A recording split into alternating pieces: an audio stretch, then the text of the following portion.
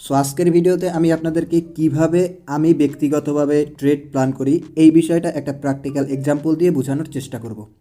So বর্তমানে আমার সামনে বাইন্যান্সে আইসিপি কয়েনের চার্ট ওপেন আছে। আপনারা যারা জানেন যে আইসিপি ইন্টারনেট প্রোটোকল, এই প্রজেক্টের টোকেনের নাম হলো আইসিপি।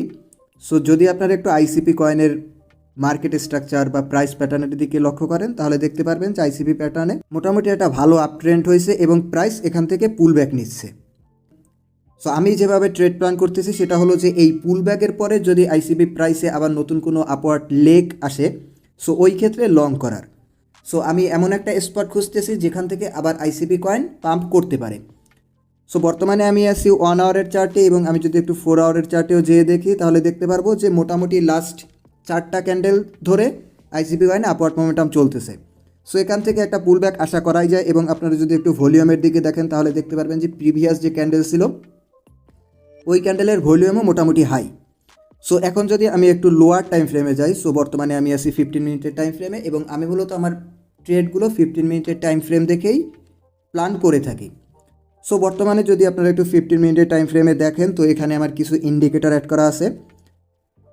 নিচে যদি আপনারা আরএসআই এর দিক দেখেন তাহলে দেখতে পারবেন যে আরএসআই এর ভ্যালু একদম ওভার সোল্ড জোনে আছে এবং এখানে 21 পিরিয়ড মুভিং অ্যাভারেজ অন করা আছে। সো 21 পিরিয়ড মুভিং অ্যাভারেজ মূলত যে মিডিয়াম টার্ম ট্রেন্ডটা থাকে ওইটা নির্দেশ করে। যদি প্রাইস 21 পিরিয়ডের মুভিং অ্যাভারেজের উপরে থাকে তাহলে এখান থেকে আমরা আইডিয়া করতে পারি যে প্রাইসে আপওয়ার্ড মোমেন্টাম চলতেছে বা আপ ট্রেন্ড চলতেছে।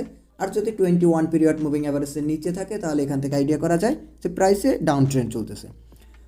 সো আমার এখন যেটা প্ল্যান সেটা হলো যে প্রাইস যখন রিটেস্ট নিতে 21 পিরিয়ড মুভিং অ্যাভারেজের কাছাকাছি আসবে, ওখান থেকে যদি আমি বায়ার্সের কোনো মুভমেন্ট দেখতে পাই যে বায়ার্স স্ট্রং হচ্ছে তো ওইখান থেকে আমি লং করার চেষ্টা করব। এবং এরপরে আমার সেকেন্ড কনফার্মেশন সেটা হলো আরএসআই, যে আরএসআই অবশ্যই ওভার সোল্ড জোনে থাকতে হবে। সো দেখতে পাচ্ছেন আমার সেকেন্ড কনফার্মেশনও মূলত মিলে গেছে, বর্তমানে আরএসআই ওভার সোল্ড জোনে আছে। এবং থার্ড আরও একটা কনফার্মেশন আমি ইউজ করি সেটা হলো ভলিউম।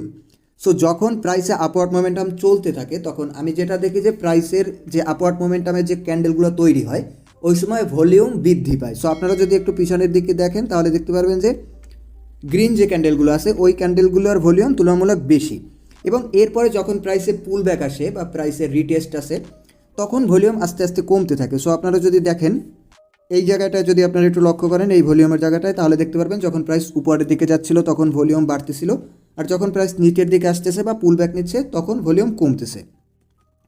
সো এবার মোটামুটি আমার তিনটা যে ইন্ডিকেটরের কনফার্মেশন সেই তিনটা ইন্ডিকেটরের কনফার্মেশনই আমাকে যেটা বলতেছে যে এখান থেকে লং নেওয়া যায়।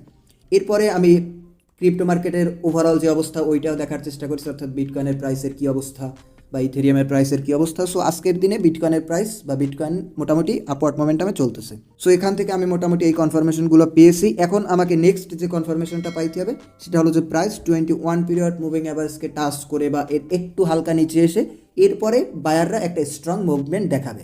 যদি এখান থেকে বায়াররা একটা স্ট্রং মুভমেন্ট দেখায় এবং যদি আমি দেখি যে ভলিউমও তার সাথে বাড়তেছে তো এখান থেকে আমি একটা লংয়ের প্ল্যান করব।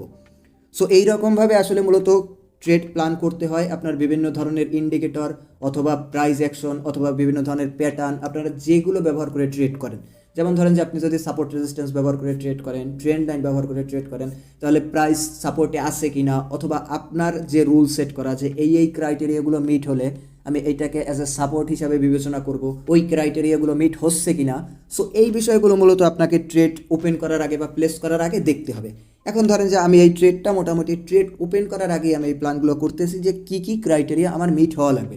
এখন যদি এই রকমের হয় যে হঠাৎ করে প্রাইস এখান থেকে ডাউন হওয়া শুরু করলো এবং এক ডাউনে 21 পিরিয়ড মুভিং অ্যাভারেজের নিচে চলে আসলো, সো যদি এক ডাউনে 21 পিরিয়ড মুভিং অ্যাভারেজের নিচে চলে আসে এবং প্রাইস যদি এখান থেকে আবার উপরে যেতে ব্যর্থ হয় এবং এখান থেকে আবার নিচের দিকে আসে তো সেক্ষেত্রে কিন্তু আমার বায়াস চেঞ্জ হয়ে যাবে। এবং এর সাথে সাথে আমি যদি দেখি যে ক্রিপ্টোর ওভারঅল মার্কেট অর্থাৎ বিটকয়েনের প্রাইসেও একটা ডাউন ট্রেন্ড চলতেছে তো তখন কিন্তু আবার আমার যে অ্যাস থাকবে অর্থাৎ এখানে যে লং করার ব্যাস সেটা কিন্তু চেঞ্জ হয়ে যাবে।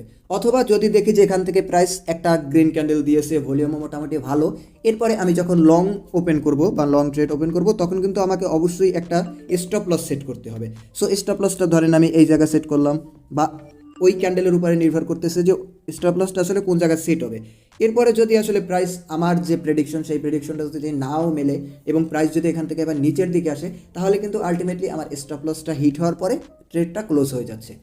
সো এইরকমভাবে মূলত একটা ট্রেড একদম শুরু থেকে শেষ পর্যন্ত একদম প্ল্যানিং থেকে স্টপ লস টেক প্রফিট পর্যন্ত প্ল্যান করতে হয়। আশা করি আজকের এই প্র্যাকটিক্যাল এক্সাম্পলের বিষয়টা আপনাদের ভালো লেগেছে। যদি এই রকম আরও ভিডিও পেতে চান তাহলে চাইলে নিচে কমেন্টে জানাতে পারেন। আমি এই রকম প্র্যাকটিক্যাল ট্রেড কিভাবে এক্সিকিউট করতে হয় বা একটা ট্রেড ওপেন করার আগে কী কী বিষয় খেয়াল করতে হয়, কী কী বিষয়ে আপনারা বুঝতে পারবেন যে আসলে আপনাদের সেট আপটা ভালো সেট আপ নাকি ভালো সেট আপ না, এই বিষয়গুলো আসলে আপনারা এইরকম প্র্যাকটিক্যাল এক্সাম্পল দিয়ে বুঝতে পারবেন, জানতে পারবেন। সো সেইটা যদি আপনারা চান তাহলে আমাকে কমেন্টে জানাতে পারেন। আরেকটা বিষয়, যদি ক্রিপ্টোকারেন্সি ট্রেডিংয়ে আগ্রহী হয়ে থাকেন বা ক্রিপ্টো মার্কেট সম্পর্কে আপ টু ডেট থাকতে চান তাহলে আমার টেলিগ্রাম চ্যানেলে জয়েন হয়ে থাকতে পারেন, লিঙ্ক ডেসক্রিপশনে দেওয়া আছে। আর যদি ভিডিওটি ভালো লেগে থাকে এবং এরকম আরও ভিডিও পেতে চান তাহলে অবশ্যই আমার চ্যানেলে সাবস্ক্রাইব করে রাখতে পারেন। ধন্যবাদ।